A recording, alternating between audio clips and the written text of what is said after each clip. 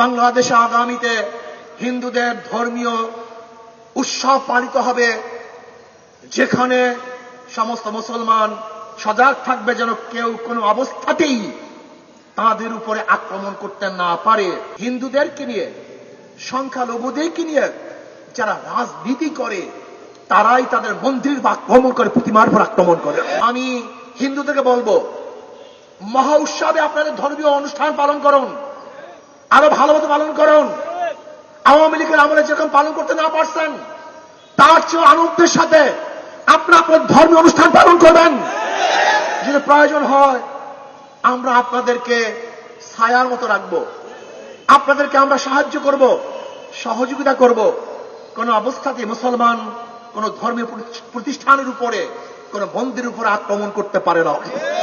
আমি চাই বাংলাদেশে আগামীতে হিন্দুদের ধর্মীয় উৎসব পালিত হবে, যেখানে সমস্ত মুসলমান সজাগ থাকবে যেন কেউ কোনো অবস্থাতেই তাদের উপরে আক্রমণ করতে না পারে।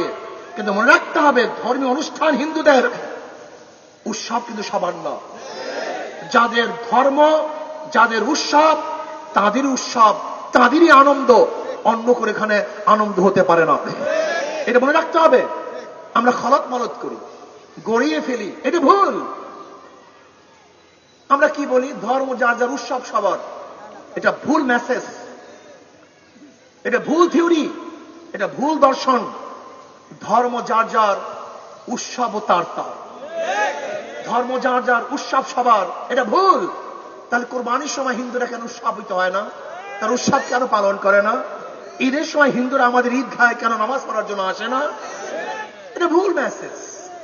আমরা বলতে পারি ধর্ম যার যার, উৎসব সমান, লেকিন নিরাপত্তা থাকতে হবে বাংলাদেশের প্রত্যেকটা নাগরিকের। হিন্দুরা ধর্মীয় উৎসব পালন করবে, আমরা বাংলাদেশের নাগরিক হিসাবে তাদেরকে নিরাপত্তা প্রদান করব। আর কিসের নিরাপত্তা? হিন্দুরা আমান, তারা নিরাপদ। আমি মনে করি হিন্দুদেরকে নিয়ে, সংখ্যালঘুদেরকে নিয়ে যারা রাজনীতি করে তারাই তাদের মন্দির আক্রমণ করে, প্রতিমার উপর আক্রমণ করে। কোন মুসলমান, খাঁটি মুসলমান হিন্দুদের প্রতিমার উপরে আক্রমণ করতে পারে না, এটা ভুল।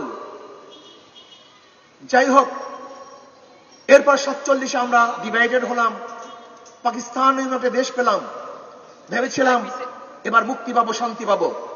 কিন্তু পশ্চিমারা আমাদের অধিকার না দেওয়ার কারণে তাদের বিরুদ্ধে আবার আন্দোলন করলাম, সংগ্রাম করলাম। 71 বাংলাদেশ নামীয় আবার একটা ভূখণ্ড পেলাম। এইবার স্বাধীনতা কতবার হলো? তৃতীয়বার। আর 2024-এর 5ই আগস্ট ফ্যাসিস্টদের বিরুদ্ধে আন্দোলন করে আবার আমরা 4র্থবারের মতো স্বাধীন হলাম। কেন? বৈষম্য বিরোধী আন্দোলন।